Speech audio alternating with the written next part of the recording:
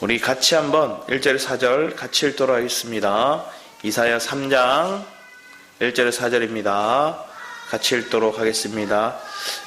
시작. 보라, 주 만군의 여호와께서 예루살렘과 유다가 의뢰하며 의지하는 것을 제하여 버리시되 곧 그가 의지하는 모든 양식과 그가 의지하는 모든 물과 용사와 전사와 재판관과 선지자와 복술자와 장로와 오십부장과 기인과 모사와 정교한 장인과 능란한 요술자를 그리하실 것이며 그가 또 소년들을 그들의 고관으로 삼으시며 아이들이 그들을 다스리게 하시리리.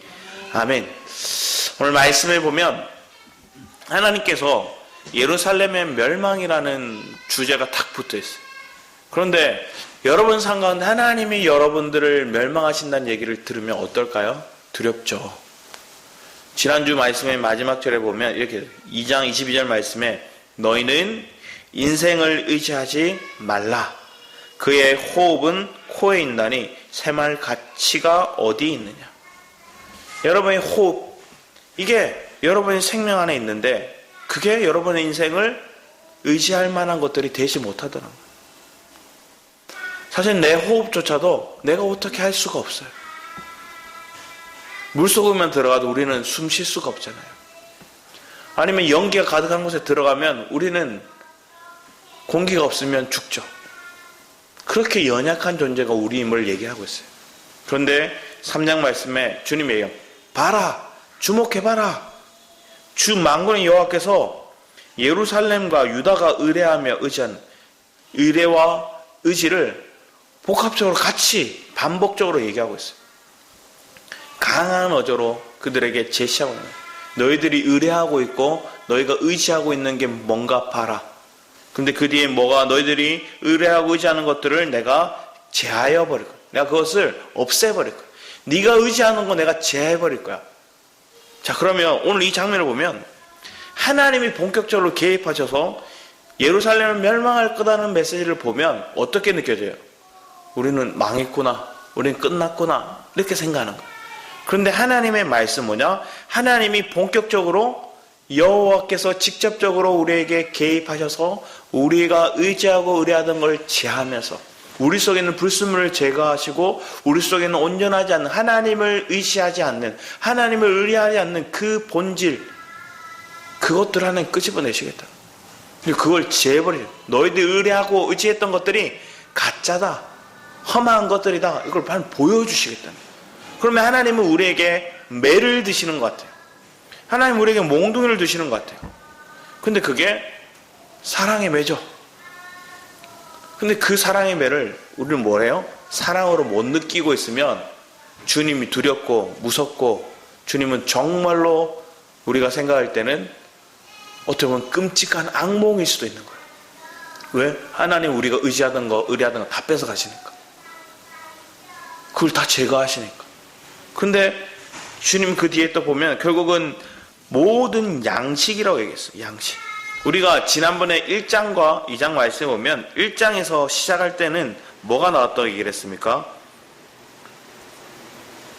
1장 말씀에 얘기하고 있는 것들은 하나님의 계시 시작하죠.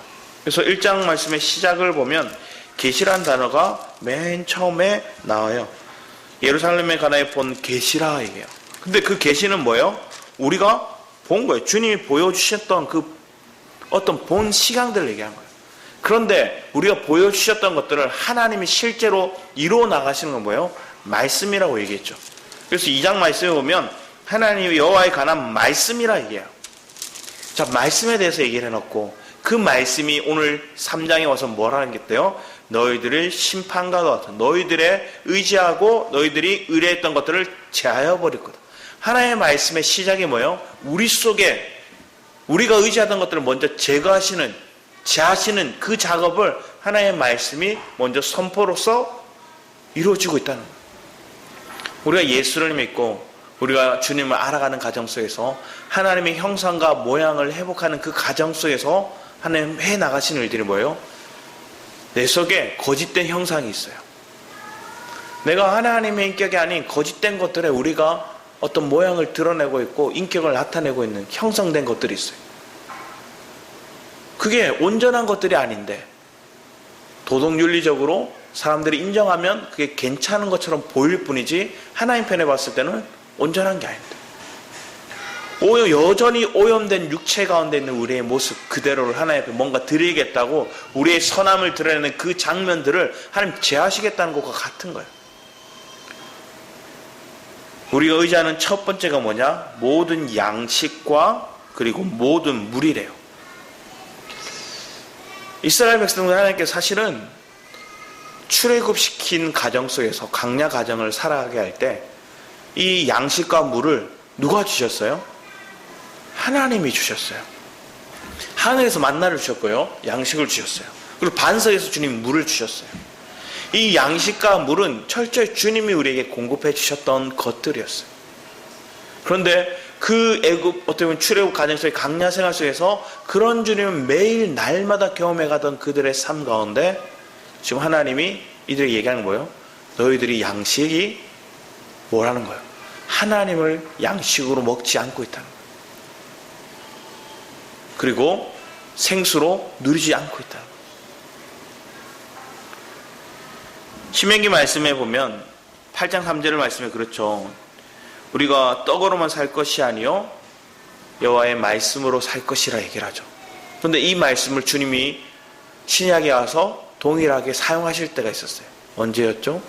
40일 동안 금식하고 난 다음에 가장 육체가 배고프고 연약한 그 타이밍에 사단이 와서 주님 앞에 얘기하는 거예요. 네가 정녕 하나님의 아뢰어들 저 돌들로 떡이 되라 얘기해요. 네 먹을 양식을 구하는 인생을 살라. 저 돌들 너희가 기적을 능력을 나타내는데 네 배불릴 것들로 바꿔라. 그렇게 말해요. 그때 얘기하는 것도 뭐예요? 신명기 말씀을 가지고 예수님은 사단을 물리치시죠. 우리의 삶에도 동일해요. 우리가 먹고 사는 문제가 우리에게 중요하다는 거예요. 생활하는 문제 너무나 중요해요. 사역을 할 때도 생활할 때도 먹고 안 먹고 일할 수 있나요? 제가 아는 분이 영국에 가서 선교를 했어요. 영국에 선교를 하는데 물가 비싸잖아요. 물가 비싼데 거기서 맨날 노방 찬양을 하고 복음을 전했어요. 어떻게 보면 영국은 복음이 많이 전해진 나라라고 생각할 수 있는데 진정한 복음을 가진 사람들이 그렇게 많지 않다거든요. 그래서 1년 반 동안 찬양하고 예배하고 하다가 어떻게 했냐면 찬양하다가 쓰러졌대요. 왜 쓰러졌냐면 못 먹어서 영양실조로 쓰러진 거예요. 2000년도에 영양실조로 쓰러진 사람이 몇 명이나 있었을까요? 그것도 유럽이나 아니면 우리 대한민국이에요. 우리가 살아가는 이 세대는 뭐 지금은 풍요로운 세대고 영양실조가 없는 세대라고 얘기할 수 있는 그런 모습이 있지만 뭐 다른 아프리카나 아니면 전쟁이 일어나고 있는 나라나 그런 걸 제외하고서는 대부분은 먹을 것들이 있어요. 근데 배고파서 쓰러졌대요. 그러면 자기가 얘기하는 게 뭐냐면 그렇게 금식하면서 굶주려 가면서 찬양하는 이유는 내가 한 명이라도 전도하려고 그랬대요. 근데 결국은 돌아왔어요. 한 명도 결실을 못 맺고 왔대요. 근데 하나님 깨닫게 해주셨던 것들이 뭐냐? 실패하는 가정들을 경험케 하시는 거예요. 내가 배에 굶어가면서 내가 열심히 최선을 이렇게 하면 하나님 기뻐하시겠지 하고 최선을 다했대요. 그랬더니 내 몸이 망가지고 배고프고 시간만 어떻게 보면 허비한 것처럼 느껴졌대요. 그런데 주님이 다시 정리해 주셨던 거예요. 내가 허비한 시간마저도 내 속에 있는 걸 내 자아를 끄집어내는 가정들이었다 얘기하더라고요. 그리고 내가 열심으로 내 열심으로 누가 하나님이 밥 먹지 말라고 했나요? 굶어가면서 하라 했나요? 아니었거든요. 자기가 이렇게 해서라도 뭐 한 걸 고행을 한 거예요. 고행을 수행을 한 거예요. 그러니까 하나님은 그것에 대해서 결실이 없는 걸 보게 하신 거예요. 그런데 거기 결실은 없지만 뭘 보게 하셨을까요? 내 속에 내 안에 의식으로 자리 잡혀 있는 내가 의지하고 내가 어떻게 이론으로 쌓여져 있던 어떤 내가 하나님 앞에 섬기고 하나님을 위한다고 하는 그 개념들이 깨져버리는 거예요. 여러분의 삶 가운데 하나님의 그 일을 행하고 계시다면 여러분은 할렐루야 축복의 찬양을 드리실 줄 믿습니다. 그런데 몇 명이나 찬양할까요? 얼마나 감사가 나올까요? 감사가 안 나와요. 어제까지 풍요로웠는데 이제부터 풍요롭지 않대요. 내가 의지하던 사람이 나를 도와줬는데 이제 안 도와준대요. 내게서 하나님 통로된다고 생각했던 그 사람, 내 부모이든지 아니면 내 스승이든지 아니면 여러분에게 어떤 도움의 통로되는 누군가. 근데 그게 하나님이 끊어버리시는 거예요. 저는 2009년도 때 그걸 너무 절실하게 느꼈거든요. 하나님 내가 의지하던 걸 다 끊어버리셨어요. 내가 의지하던 모든 거 하나님 끊어버리니까 그때서 내가 마음으로 하나님 내 생각과 내 감정과 내 의지가 주님께 붙들리기 원합니다 하고 고백하더라고요.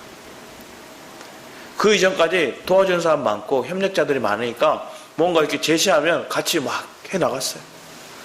그런데 그런 사람 한 사람 한 사람을 떨어져 나가게 하시고 또 내가 해나가던 어떤 책임감은 더 많아지고 근데 그걸 감당할 만한 내 믿음이 내 안에 풍족함이 없다는 걸 보게 하시니까 하나님 앞에 기도하게 되더라고요.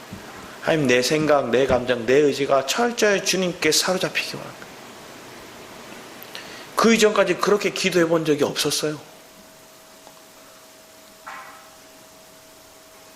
제가 중국 선교를 가는 가정 속에서 기차 안에서 그런 고백을 했거든요. 기차 안에서 문득 그 마음이 드는 거예요. 달린 기차 안에서 혼자서 그렇게 기도했어요. 여러분 인생 가운데 여러분의 생각과 감정과 의지가 철저히 하나님께 사로잡힌 바 되기를 축복합니다. 그런 믿음의 삶이 우리의 삶이 될 수 있다는 건 너무나 큰 은혜죠. 그런데 아무나 그렇게 가게 하진 않더라고요. 하나님이 택한 자녀들, 하나님 부르신 자들만 그 길을 가더라고요. 여러분이 부르신 자들이라면 그 고난이 온다는 말을 여러분들이 하는 거예요. 오지마 오지마 한다고 안 오는 게 아니라 여러분이 하나님의 부르심을 입었다면 하나님의 자녀가 되었다면 결단과는 그 길을 가는 거예요. 이 땅에서 못 이루면 어디서라도 이루어진다고요? 천년왕국을 누리지 못하고 우리는 사망의 해를 겪어서라도 제3의 장소에서 그 과정을 처리하고 난 다음에 우리가 새하늘과 새 땅에서 우리가 통치하는 자로 치리하는 자로 세워지는 거예요. 여러분이 그런 믿음 안에 세워지기를 축복합니다. 그런데 우리는 천년왕국 이기는 상급을 받기 위해 가는 자들이잖아요. 믿으십니까? 여러분이 이기는 자로 천년왕국을 상급을 받기 위한 자로 여러분 세워가시는 거잖아요. 그런 믿음으로 여러분은 기도하는 거잖아요.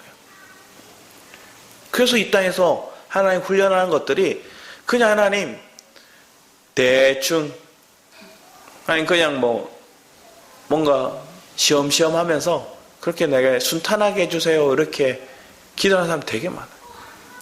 요즘 젊은 세대들을 이렇게 보면 저도 젊은 세대지만 그렇게 어려운 걸 잘 안 하려고 그런대요. 힘든 일도 잘 안 하려고 그러고 교회 안에서도 힘든 섬기는 일이 있으면 발을 빼려고 그러고 왜 그럴까요?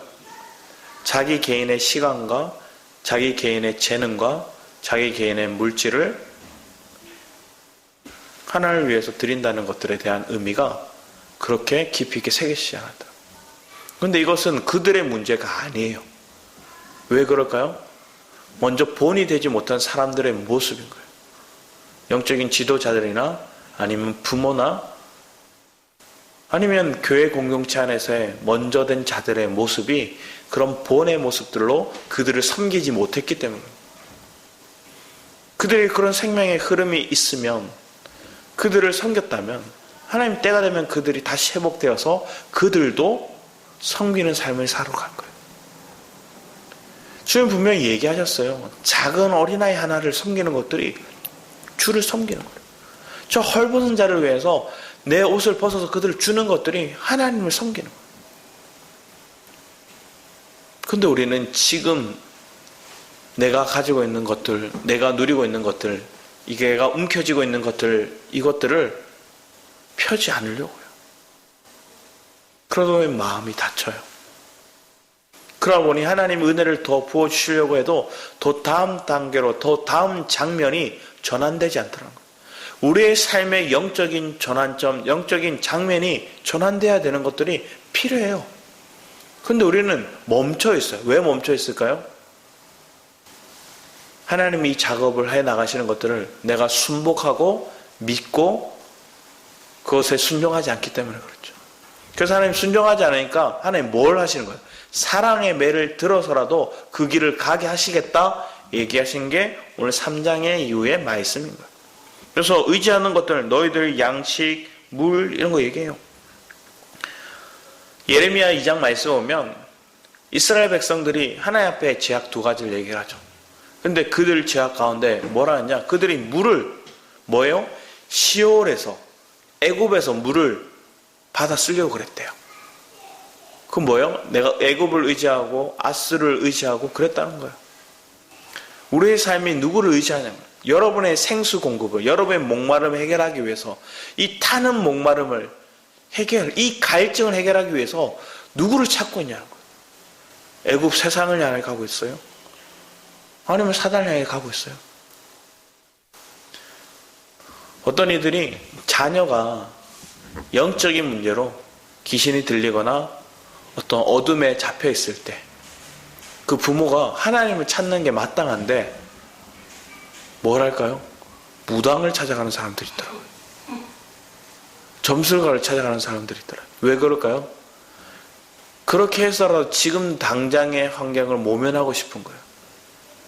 그 귀신들도 영험하다고 그는 생각하고 있기 때문에 그런 거예요. 귀신이 존재한다는 걸 알고 있으니 그런 거예요. 그런데 하나님은 그 귀신을 몰아내실 수 있는 분이고 그 귀신은 결국 뭐예요? 더 많은 귀신을 끌어다가 자신을 파탄의 지경에 만든다는 걸 그 사람이 모르고 그렇게 합니다. 얼마나 더 끔찍한 일을 끌어들이려고 그러는지 그걸 이해하지 못한데 지금 당장 지금의 현실만을 뭐하기 원해요? 해결하기 원해요. 한마디로 말하면 바다 위에 망망대해 체류하면서 뭐라는 거예요? 물이 없으니까 바닷물을 퍼먹는 것 같은 거예요. 결국 그 사람 탈수 증상으로 얼마 지나지 않아서 급격하게 목마름을 느끼고 더 고통에 잡힐 거예요.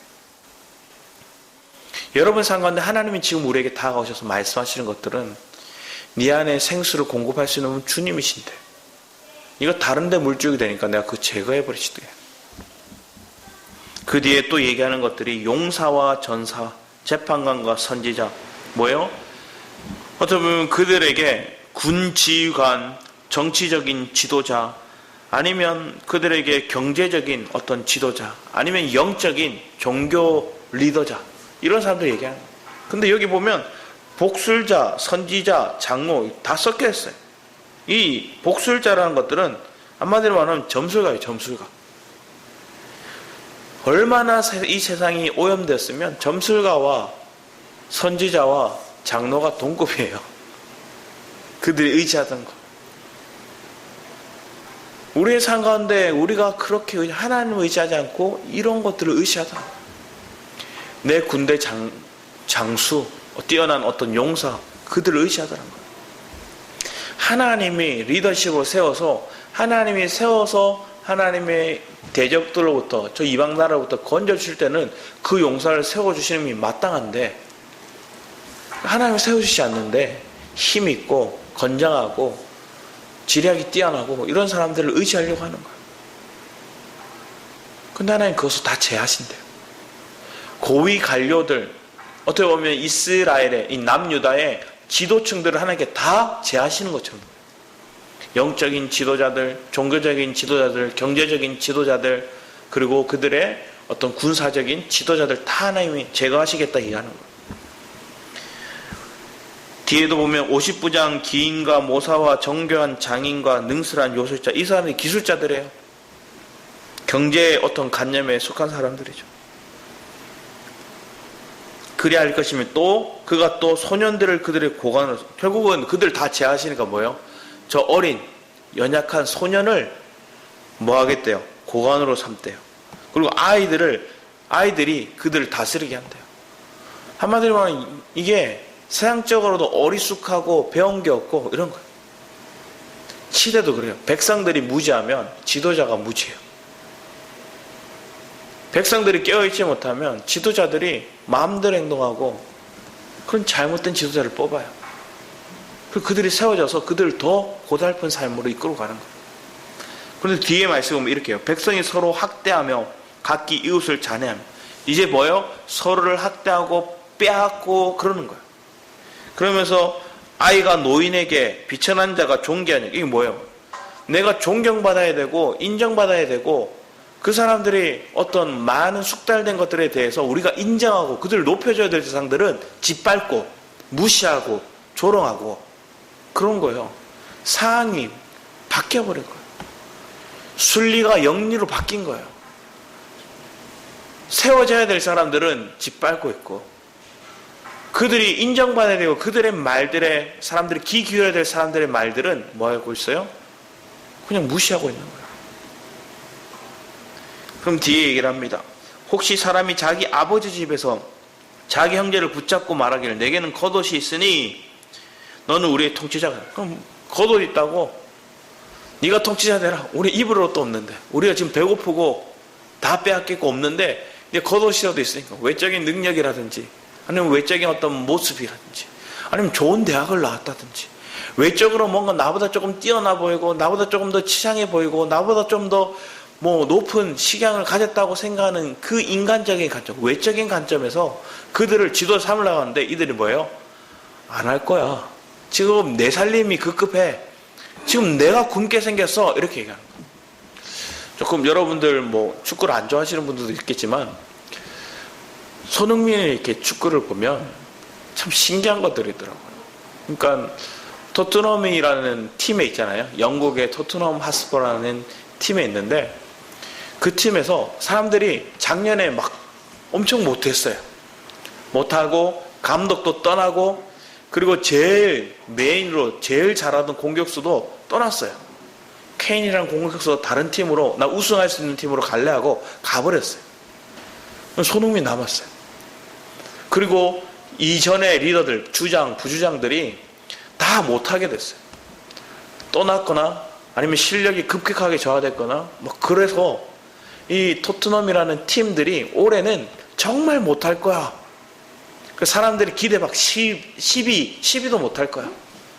골 넣을 선수가 없어. 막 이랬거든요. 그런데 토트넘에 손흥민을 주장으로 삼았어요. 그리고 뭐 갑자기 이러면 생각나지만 그 감독을 무명의 감독을 불렀어요. 보통은 유럽권에 있는 감독을 뽑는데 처음으로 저기 유럽권 밖에 호주 사람이거든요. 아시아권 사람이라 생각해요. 호주에 있는 지도자를 세운 거예요. 그 사람도 차곡차곡 일본과 뭐 스코틀랜드와 뭐 이런 나라를 거쳐오면서 지도자로서 인정을 받고 있는 모습이었지만 유럽 안에서는 그렇게 인정받지 못했던 그를 토트넘이 지도자로 삼았어요. 그 지도자를 삼고 손흥민이 그 사람이 손흥민을 주장으로 삼고 하니까 팀의 분위기가 완전 바뀌어버린 거예요. 팀의 분위기가 바뀌어버리니까 이제 신입으로 들어온 이제 배우고 있던 그런 사람들을 손흥민이 다독거리고 새로 영입된 선수들이 있으면 먼저 다가가서 그들이 잘 적응할 수 있도록 북돋워주는 거예요. 주장이 섬겨주니까 팀의 분위기가 바뀌어버렸어요. 그리고 다른 젊은 선수들이 제일 가고 싶은 팀이 손흥민이 있는 토트넘이래요. 신기하죠, 어르시죠. 아시아권에 있는 사람이 인정받는 것도 신기하고 최고 유망주들이 그 손흥민하고 같이 뛰어보겠다고 지금 뭐 작년까지만 해도 10위권, 뭐 8위권 이런 팀에게 들어오겠다는 게 이해가 안 된다는 거예요. 한 사람의 망할 것 같은 그 사람의 한 사람이 마음을 바로 세우고 그 마음을 다독거려주니까 꼴찌할 것 같은 팀이 1위, 2위 이렇게 하고 있거든요, 지금. 그런데 사람들은 그래요. 분위기를 타면서 교회도 그렇고 직장도 그렇고, 그리고 자기가 모여있는 공동체나 모임 같은 데도 그래요. 뭔가 분위기가 뭔가 이렇게 사그라드는 것처럼 보이면 뭐예요? 제일 먼저 발 빼려고 그래요. 제일 먼저 도망가려고 그래요. 언제 도망가지? 이러고 있는 거예요. 근데 하나님의 사람들은 하나님이 있으라 하면 있는 거예요. 그럼 하나님이 거하라 그러면 거하는 거예요. 그럼 하나님 주시는 마음을 따라서 섬기라 하면 섬기는 거예요. 말하라 하면 말하는 거예요. 그게 뭐예요? 내가 하나님 앞에 온전히 내 생각과 감정과 의지가 사로잡힌 사람의 모습인 거예요. 사실은 하나님이 그러한 모습을 우리에게 세우기 원하시는데 이 유다의 백성들이 그 길을 안 갔던 거예요. 그래서 하나님께 매를 들어서라도 네가 지금 의지하고 네가 섬기고 있고 네가 그들을 의탁하고 있는 거, 의뢰하고 있는 거 그들을 내가 제해버릴 거야. 그럼 이 일은 2600년 전, 2700년 전 그때만 있었던 일인가요? 오늘 현실을 살아가고 있는 우리에게도 동일하게 말씀하고 있는 거잖아요. 그리고 유다에서 말씀을 보다 보면 과거의 말씀이 아니에요. 오늘 현실을 살아가고 있는 우리의 교회에 말씀하시는 거예요. 더 적나라하게 우리에게 제시하고 있는 거예요. 점점 의지할 게 없는 거예요. 미국이라는 나라가 보호해줄 것 같았는데 안 보호해주니까 막 전쟁이 일어나요. 중간 역할 해줄 것 같은데 안 해주니까 다툼이 일어나고 뺏기고 막 그래요. 우리가 의뢰할 만한 게 없는 거예요. 그러면 뒤에 또 얘기를 합니다. 7절 말에 그날에 그가 소리 높여 이르기를 나는 고치는 자가 되지 못. 나는 지금 망해가는 이 모습 지도자로서 이 황폐해진 거 내가 봤는데 나 이거 못 고쳐. 나 지도자 아니야. 이렇게 얘기하는 거예요. 발 빼는 거죠. 그러면서 내 집에는 양식도 없고 의복도 없고. 지금 내 집에부터 없대. 뭘 생각하는 거예요? 공동체를 생각하는 게 아니라 내 집을 생각하는 거예요. 믿음의 교회를 생각하는 게 아니라 나를 생각하는 거예요. 하나님은 공동체를 생각하는 것들을 하나님 우선순위로 우리에게 그리스도의 몸된 교회의 모습을 우리가 인식하는 것들이 필요한데 분리된 채 뭐하고 있는 거예요? 내 집, 내 가족, 내 삶 이것만 추구하고 있는 거예요. 근데 이들이 자기 집이 양식도 없고 의복도 없다 얘기를 했는데 뒤에 말씀은 14절 말씀에 보면 이렇게 적혀있어요. 14절 말씀에 보면 여호와께서 자기 백성의 장로들과 고관들을 신문하러 오시리니 포도원을 삼킨 자는 너희이며 가난한 자에게 탈취한 물건이 너희 집에 있도다. 뭐예요? 지금 너 다 숨겨놓고 다 빼앗고 약한 자들 거 빼앗아서 포도원도 그들의 물질도 다 네 곳간 안에 채워넣고 있으면서 도둑질하고 있잖아. 그 영상을 보는데 어떤 경찰인데 이 경찰이 예전에 어떤 종교 이단 단체의 집을 갔대요. 그 들어갔는데 수사관들이랑 경찰들이 다 코를 막았대요. 왜 그러냐면 시체 썩는 냄새가 나더라는 거예요. 그러니까 그 이단 지도자가 이거 사람들 강압적으로 율법적으로 하다가 죽이고 안매장했나 보다. 사람들이 이렇게 얘기하는데 이 형사가 시체 냄새는 아닌 것 같다 생각해서 쭉 보니까 창고 안에 돈이 쌓였는데 엄청 많은 돈이 쌓여있는 거야. 근데 그 돈이 곰팡이가 쓸어가지고 냄새가 그 냄새가 나요. 그리고 여러 사람들 시장에도 뭐 여러 사람들 돈 만지잖아요. 우리가 돈이 제일 더럽다고 얘기를 하잖아요. 그 돈들이 창고 안에 가득 쌓인 채 곰팡이 앞에서 썩어가고 있는 거예요. 그 냄새가 진동하고 있는 거예요. 오늘날에도 이런 모습들이 가득하죠. 교회가 헌금이 많이 모이니까 뭐 할까요? 제일 먼저 하는 게 뭘까요? 조금 모이면 건축한다 그래요. 확장한다 그래요. 하지 말라는 거 아니에요. 할 필요도 있죠. 근데 건축 딱 해놓고 나면 뭐예요? 옆에 별관으로 교육관이나 뭐 이런 거 짓는데요. 짓고 나면 뭐예요? 밑에 1층에는 카페나 뭐 이런 거 예쁘장하게 꾸며놓고 아니면 또 자기 교인들을 위해서 놀이공간 뭐 이런 거 만들어요. 할 수 있죠. 다 할 수 있는 거예요. 그래도 남으면 뭐 할까요? 헌금이 쌓이면. 이제 수양관을 짓는데요. 그래서 땅 좋은 데 보러 다니는 거야. 그래서 목사님들이 막 땅 좋은 데 보러 가요. 공기 좋고 물 좋고. 그러고 뭐예요? 수양관을 지어요. 멋지게 지어요. 짓고 난 다음에 뭐 할까요? 그 옆에 땅들을 또 사요. 뭐예요? 전에도 말씀드렸지만 그 옆에 땅을 사서 우리 성도들 죽으면 여기에다가 묻어드립니다 하고 매장지를 장례 치를 수 있는 그런 터를 이렇게 만들어 놨더라고요. 실제로 봤거든요. 저는 그거 가봤어요. 교회가 너무 멋져요.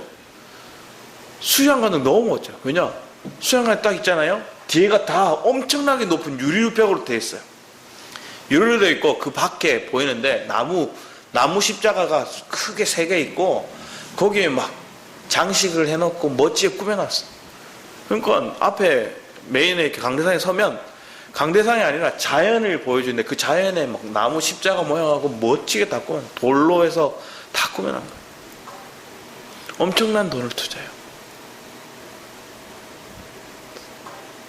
많은 시간들을 그들이 그렇게 자기들을 위해서 써요. 근데 그러다 보면 정말로 사명감으로 시골에서 한두 명 모시고 선교하고 섬기고 있는 목회자들이 굉장히 많더라고요. 그들을 나 몰라라 하는 거예요. 그러다가 뭔가 총회장 선거가 하거나 아니면 뭔가 자기가 지도자로 교회 어떤 명성을 높이기 위해서 뭐예요? 그들에게 조금씩 이제 주는 거예요. 뭔가 퍼주는 것처럼 해주는 거예요. 표 달라는 거죠. 이게 정치적인 모습이에요. 타락한 종교인의 모습이에요. 근데 이 모습이 작은 교회 안에서 똑같이 해가고 있어요. 우리라고 그렇지 않다는 게 아니에요. 우리도 우리 작은 교회 안에서 우리 모임, 우리 공동체 안에서 내가 그렇게 행동하고 있다. 그럼 하나님 우리에게 묻는 거예요. 우린 정말로 하나님의 뜻 앞에서 온전히 순복하고 그 주님의 뜻을 위해 살고 있는가? 아닐 때가 많은 거죠. 뒤에 말씀을 더 보면 8절에 예루살렘이 멸망하였고 유다가 엎드려졌음은 그들의 언어와 행위가 여호와를 거역하여 왜 내가 너희들을 무너뜨리고 멸하고 사랑의 매를 드는지 아니? 너희들의 언어와 행위가 여호와를 거역하였다. 불순종하였다. 그의 영광의 눈을 범하였다. 결국 너희들 하나님의 영광을 위해서 내가 너희들을 세웠는데 너희들 하나님의 형상과 모양을 입으며 하나님의 영광을 위한 삶을 사는데 너희들 하나님의 형상과 모양을 입으려고도 하지 않고 오히려 버러지 형상과 짐승의 형상으로 너희들이 살아가며 하나님의 원수된 자로 하나님의 얼굴에 모독하였고 그 영광을 가리었다는 거예요. 그들의 안색이 불리하게 증가하며 그들의 죄를 말해주고 숨기지 못함이 소돔과 같아. 결국 너희들이 소돔같이 행하고 있다. 주님은 이렇게. 그래서 재앙을 자취하고 있다. 근데 10절 말씀에 가서 하나님 다시 얘기합니다. 10절 말씀에 너희는 의인에게 복이 있으리라 말하라. 자, 이 시대 때 의인이 있을까요? 뭐 한번 생각해보면 전 인류를 다 얘기해도 아담부터 시작해서 지금까지 의인이 있을까요? 우리가 스스로 의인이 될 수 있는 사람은 없어요. 스스로 의인 될 수 있는 사람은 없어요. 왜냐하면 의인이 하나도 없대요. 주님 분명히 얘기했어요. 로마서 3장 10절 말씀에 보면 의인이 하나도 없대요. 우리의 육체 가운데는 의인을 어떤 율법을 이룰 만한 의인이 아무도 없다는 거예요. 그래서 예수 그리스도가 오셨다는 거예요. 그리고 그 예수 그리스도가 오심을 그리고 그 그리스도가 십자가에 죽으심과 부활을 그리고 그 생명이 내 안에 있음을 믿는 자 그가 의인이죠. 그래서 우리는 의인이라 얘기할 수 있는 거예요. 철저히 내 육체의 관념으로 나는 의인이 될 수가 없어요. 전 인류의 의인은 없어요. 예수 그리스도밖에. 그런데 내가 예수 그리스도를 내 어떤 율법적인 관념으로 내가 의인이 된다는 건 없지만 전적으로 예수 그리스도를 믿는 믿음 안에서는 우리는 의인이라는 거예요. 그래서 너희는 의인에게 복이 있으리라. 결국은 여호와를 의지하고 여호와를 믿는 너희들에게 복이 있다는 거예요. 우리가 신약에 와서 이 말씀을 다시 재해석해 보면 이 시대 때 의인은 뭐예요? 율법을 지키는 자예요. 근데 없어요, 실상은. 그리고 과거나 지금은 뭐예요? 주님을 믿는 거예요. 그들은 그들의 행위의 열매를 먹을 것이며 악인에게는 화가 있으리니 이는 그의 손으로 행한 대로 그가 봉을 받으라. 무서운 말이 그거예요. 네가 행한 대로, 네가 살아간 그 삶대로 네가 그대로 보응받을 거야 얘기를 하면 누가 떳떳한 사람이 있을까요? 범죄를 안 지른 사람이 있을까요? 다 범죄했거든요. 내 백성이 학대하는 자는 아이요 다스린 자는 여자들이라. 내 백성이여 내 인도자들이 너희를 유혹하여 내가 다닐 길을 어지럽혀. 결국 지도자들이 더 어지럽히고 너희들을 괴롭히는 거예요. 여호와께서 변론하러 일어나심에 백성들이 심판을 받다. 이제 주님이 변론하신대요. 주님 뭘 하시겠다는 거야? 이제 너희들을 맞대응해서 너희들에게 직접적으로 다가와서 너희들에게 하나님이 개입하신다는 걸 얘기하는 거예요. 백성들을 심판하리라. 내가 너희들이 의인인지 그리고 네 삶 속에 정말 뭐가 화인지 드러내고 네가 나를 의지하지 않고 있는 것들이 뭔지 다 드러낼 거예요. 14절에 여호와께서 자기 백성의 장로, 아까 읽었죠. 그러면서 15절 어찌하여 너희가 내 백성을 짓밟은. 자, 너희 지도자들이 너희가 의지하고 너희들이 뭐 사회의 관념 속에서 지도자층이라고 얘기했던 그들이 너희들 거 다 빼앗았어. 그리고 너희들이 짓밟았어. 어찌하여 너희가 내 백성을 짓밟으며 가난한 자의 얼굴에 맷돌질 하느냐? 주 만군의 여호와께 말하느니라 하시는도다. 여호와께 또 말씀하시 시온의 딸들이 교만하여 느린 목 정을 통하는 눈으로 다니며 아기작거려 걸으며 발로는 쟁쟁한 소리를 낸다 하시도다. 그러므로 주께서 시온의 딸들의 정수리에 딱지가 생기게 하시며 여호와께서 그들의 하체가 드러나게 하시리. 그들의 음란과 그들의 교만과 그들의 거짓됨을 하나님 다 드러내시겠다는 거예요. 예수를 믿는다 했지만 우리는 예수를 믿는 삶과 내 생활이 다를 때가 너무나 많아요. 하나님의 거룩을 우리는 입술로 얘기하고 하나님의 은혜를 우리는 입술로 고백하지만 내 삶이 은혜와 긍휼과 사랑과 상관없는 인생을 살아가는 거예요. 너희가 믿느냐? 너희가 나를 아느냐? 그러면 네가 나를 사랑하느냐? 나를 사랑하면 네 형제를 사랑하는 것들이 마땅하다. 만약 너희가 나를 사랑한다 해놓고 네 형제를 사랑하지 않으면 그 가짜야, 거짓말이야. 우리의 상관에 하나님 그렇게 실질적인 우리의 내면을 하나님 들추어내시는 거죠. 교회 생활인 게, 신앙생활인 게, 믿음의 공동체를 가지고 함께 나아가는 것들이 쉽지 않은 것들을 봅니다. 우리 히브리서 10장 말씀을 한번 볼까요? 히브리서 10장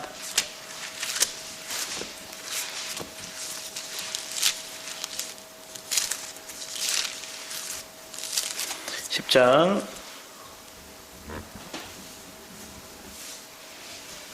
38, 39절 말씀 같이 한번 읽어볼까요? 10장 38, 39절은 시작. 나의 의는 믿음으로 말미암아 살리라. 또한 뒤로 물러가면 내 마음이 그를 기뻐하지 아니하리라 하셨느니라. 우리는 뒤로 물러가 멸망할 자가 아니요 오직 영혼을 구원함에 이르는 믿음을 가진 자니라. 아멘. 우리는 침륜에 빠질 자, 뒤로 물러날 자가 아니래요. 그래서 우리는 의는 뭐래요? 나의 의는 믿음으로 말미암아 산대요. 갈라디아서 3장 11절도 의는 믿음으로 말미암아 살리라 얘기하죠. 분명히 하나님은 우리에게 얘기합니다. 의는 믿음으로 말미암아 산다. 여러분이 의인의 삶을 살아간다 믿다면 내가 믿음으로 살아가야죠. 근데 이 믿음도 하나님의 선물이래요. 여러분의 삶 가운데 이 믿음도 하나님의 선물인데 이것을 받을 수 있는 장소가 어디에 있을까요? 그리스도 안에서 주어지겠죠. 믿음의 공동체 안에서 주어지겠죠. 저 세상의 사람이 주는 게 아니라요. 그럼 여러분들이 이걸 얻기 위해서 뭐 하는 거예요? 어떻게 보면 여러분들은 하나님 앞에 드릴 게 없다, 하나님 앞에 아무것도 안 한다 생각할 수도 있겠지만, 여러분의 삶 가운데 하나님께 우리의 마음을 드리고 우리의 시간을 드릴 필요가 있어요. 최소한의 것들을 드리는 거예요. 내 마음을 드리는 것 중에서 가장 큰 게 물질이고, 가장 좋은 것들이 물질이고, 내 시간이고, 내 재능이에요. 하나님 앞에 그것을 드릴 수 있는 은혜의 삶이 되는 것들이 축복이죠. 근데 사람들은 어떻게 보면 세상 사람들이 살아가는 생활적인 모습 속에서는 뭐 하고 있어요? 기회비용으로 뭔가 내가 얻고자 한다면 그것에 투자하는 것들이 맞다 생각해요. 그런데 하나님을 얻기 위해서는 이걸 생각하지 않아요. 하나님은 공짜로 주신다. 공짜 다 대머리 되려고 그러는지 딱 공짜만 얘기하는. 하나님은 공짜로 주시는 건 맞아요. 그런데 더 얻고자 하고 더 깊이 나아가고자 한다면 우리의 마음을 드려야죠. 우리의 시간을 드려야죠. 그래서 하나님 앞에 내 물질도, 내 마음도, 내 재능도, 내 시간을 더 드릴 수 있는 믿음을 달라고 하나님 기도하는 거죠. 그래야 더 드릴 수 있거든요. 그래야 내가 더 깊어지거든요. 그래야 더 풍성해지거든요. 수능을 치는 사람이 공부 안 하고 아무것도 준비하지 않은 채 수능 잘 볼 수가 있나요? 없어요. 하나님의 세계도 마찬가지예요. 내가 알고자 해야죠. 듣고자 해야죠. 발견하고자 해야 되고, 내가 실질적인 섬김의 위치로 나아가 봐야죠. 그래야 내가 실제적인 내 마음속에 나도 모르게 붙잡혀 있는 내 욕심과 내 자아가 뭔지를 보게 되죠. 여러분은 그 은혜의 삶 가운데 여러분을 하나님이 이끌어 가심을 믿으시기 바랍니다. 우리 시편 125편 볼까요? 시편 125편 1절에서 5절 말씀을 잠시 보겠습니다.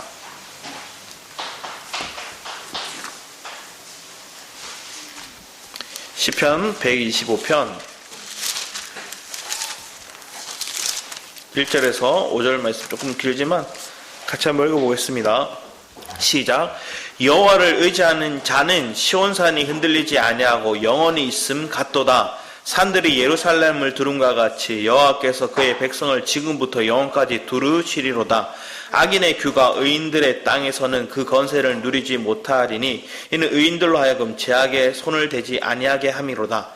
여호와여, 선한 자들과 마음이 정직한 자들에게 선대하소서. 자기의 굽은 길로 치우치는 자들은 여호와께서 죄를 범하는 자들과 함께 다니게 하시리로다.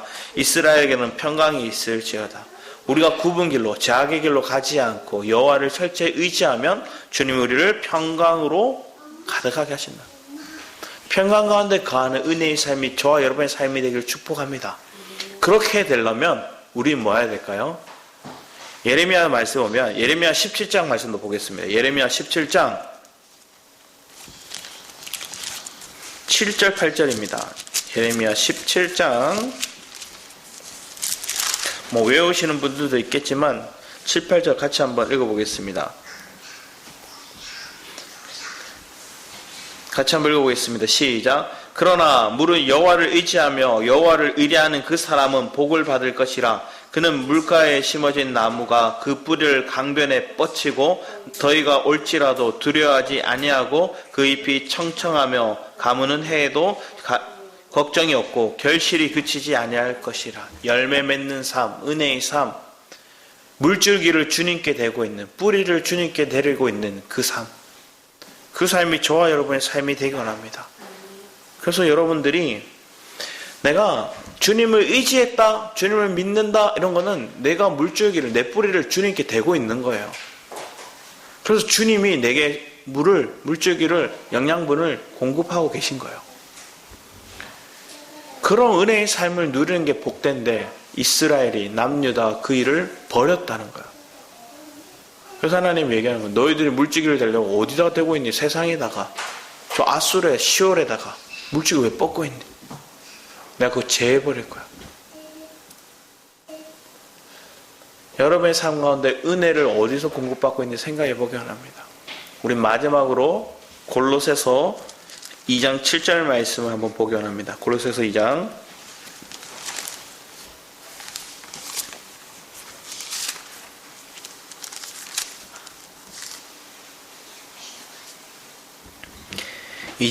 6절 7절 말씀을 같이 한번 읽어보겠습니다. 골로새 2장 6절 7절입니다. 시작. 그러므로 너희가 그리스도 예수를 주로 받았으니 그 안에서 행하되 그 안에 뿌리를 박으며 세움을 받아 교훈을 받은 대로 믿음에 굳게 서서 감사함을 넘치게 하라. 우리가 뿌리 내린 삶, 그리고 여호와를 의지하는 삶, 그 삶에는 결국 1장에서 말씀은 하나님이 열매 맺는 삶에 대해서 얘기를 하거든요. 결국은 우리 열매 맺게 하기 위해서 하나님께 얘기를 해요. 그리고 1장 6절에도 이 복음이 이미 너에게 이르면 너희가 듣고 참으로 하나님의 은혜를 깨닫는 날부터 너희 중에서 또한 같이 또한 온 천하에 열매 맺어 자라는 도다.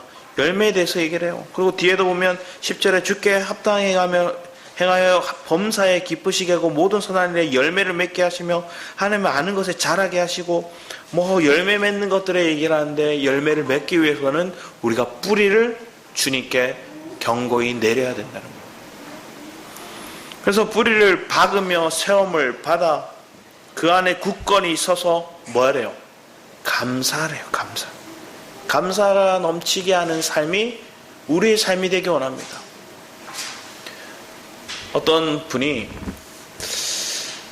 자기가 잘 되기 위해서 뭔가 사업이 성공하기 위해서 계속 그걸 위해서 기도했대요. 기도하니까 어떻게 됐을까요? 안 돼요. 결국은 사업을 접어야 됐겠어요. 너무 힘들어서 사업을 접어야 되니까 마음이 힘들고 몸도 힘들고 그냥 들어 누웠어요. 끙끙 앓는 그 삶에 그러고 끙끙 앓고 있다가 그냥 주님 한숨 내쉬듯이 부르는데 그의 상관 안에 얘기하는 게 그래도 감사할 제목들을 떠올려 주십니다. 내가 이 실패를 통해서 결국은 내가 그때 다른 어떤 투자와 다른 어떤 일을 벌리려고 했던 것들을 안 했던 것들 감사하게 하고 또 이 과정을 통해서 내 실체를 보게 하심을 감사하게 하고 이 위기를 통해서 가족들이 자기와 마음이 하나가 되는 걸 보게 하는 걸 또 감사를 하게 되고 우린 철저히 감사할 제목들이 너무 많다는 걸 보게 하셔요. 안 되는 것 투성이지만 그 과정 속에서 하나님 감사의 제목들을 떠올리게 하니까 다시금 마음이 회복이 되기 시작하고 몸도 회복되기 시작하니까 뭐 하게 될까요? 다시 나아갈 힘을 얻더라고요. 여러분이 그리스도에 뿌리를 내렸다는 건 그런 거예요. 내가 그리스도에 뿌리를 내렸다면 좌절할 망할 일도 더 이상 안 된다고 하는 일들로 그 사람들의 말에 현혹되어서 여러분들이 진짜 내가 망했구나 생각하고 주저앉아 있는 게 아니에요. 주님이 주시는 마음을 따라 주님이 주시는 은혜를 따라 주님이 주시는 풍요를 따라 다시 나아가고 전하고 말하는 거예요. 여러분 그런 은혜 가운데 여러분의 마음을 굳건히 자라게 하는 자들이 되었습니다. 그래서 주만 의지하고 주를 바라보고 그 주님께 뿌리를 박고 또 우리의 연약함을 친히 담당하시는 그 그리스도께 우리의 모든 걸 의지하며 나아갈 수 있는 저와 여러분의 삶이 되기 원합니다. 그러면 여러분들은 더 이상 내가 이게 없으면 안 돼, 저 사람이 없으면 안 돼 하는 것들이 사라져요. 그냥 이런 거예요. 여러분 이거 없으면 안 돼, 이 사람 없으면 안 돼, 저 사람 꼭 나와 함께 해야 돼, 그 생각이 사라지는 거예요. 저 사람 없으면 나 큰일 나, 이거 없으면 나 정말로 죽게 됐어, 이런 마음이 사라져요. 그래서 나 여호와는 나의 목자시니 내게 부족함이 없으리라. 하나님 더 이상 주님 외에 더 필요한 게 없어요. 구할 게 없어요. 주님 한 분으로 됩니다. 오케이, 주님이면 됩니다. 근데 사람들은 주님이면 됩니다가 아니라 주님이 물질도 가져오고 주님이 건강도 가져오고 주님이 나를 명예롭게도 만들고 주님이 주시는 것, 주님이 있지만 주님이 가지고 있는 그 배경을 더 좋아해요. 그래서 우리는 하나님은 네가 의지하고 네가 찾고 의뢰하는 거 제하시겠다. 여러분의 삶이 그런 은혜의 삶 속에서 하나님의 건지시고 새롭게 하심을 믿는다면 철저히 주님만을 의지하며 나아가는, 그리고 그 주님께 우리의 전적인 삶을 의탁하는 저와 여러분이 될 줄 믿습니다. 이 시간 기도하도록 하겠습니다. 아버지 하나님 감사드립니다. 하나님께 순종하지 못했던 모습들, 하나님과 연합되지 못하고 하나님의 형상과 모양을 회복하지 못했던 지난날의 모습으로 인해 우리는 너무나 무너지고 하나님이 매를 들 수밖에 없는 상황들, 하나님이 심판을 할 수밖에 없는 그 상황들로 우리의 삶을 몰아가는 것들을 봅니다.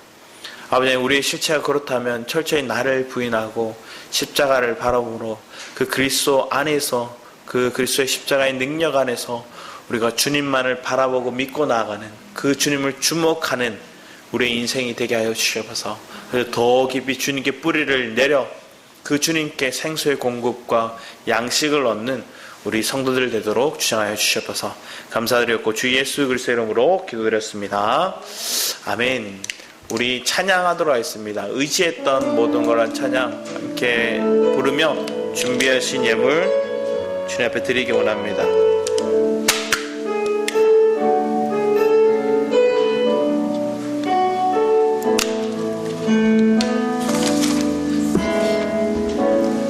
의지했던 모든 것 변해가고 어긋난 마음은 거듭하네. 부끄럼 없이 살고 싶은 마음 주님 아시네.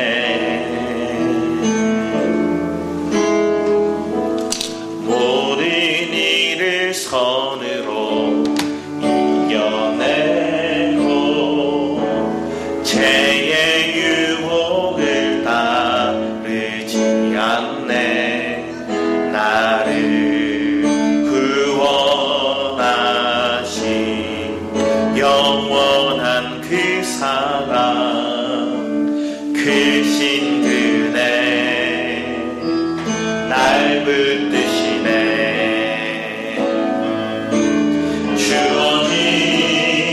삶이 작게만 보여 선하신 주 나를 이끄신 분의 중심을 보시니 주님만 따르네.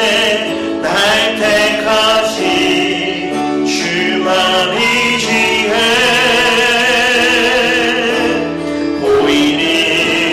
상하게 무너질지라도 예수 능력이 나를 붙드네. 보이지 않아도 주님만 따르네. 내 평생 주님을 노래하리. 우리 다시 의지했던 모든 것,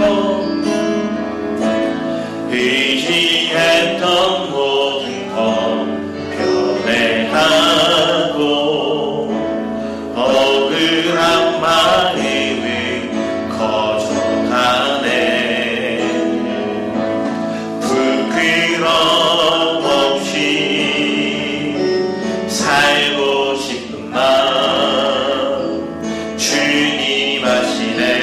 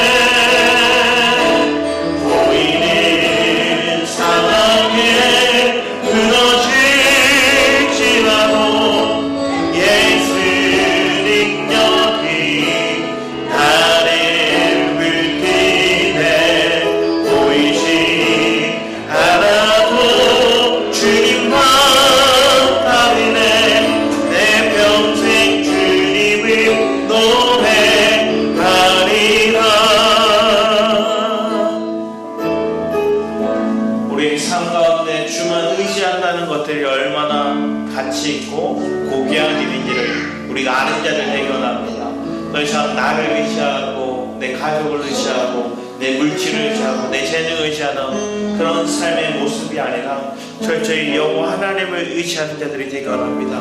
스스로 속이는 자, 그런 자들이 아니라 스스로 심은 것들을 거두는 자, 그런 삶이 아니라 철저히 그리스도께 우리를 심으셨고 그리스도께 물줄기를 공급하고 뿌리를 내려 열매 맺는 삶이 우리의 삶이 되기 원함을 이 시간 함께 뜨거운 마음으로 주의 창으로 기다려 나가도록 하겠습니다. 주여!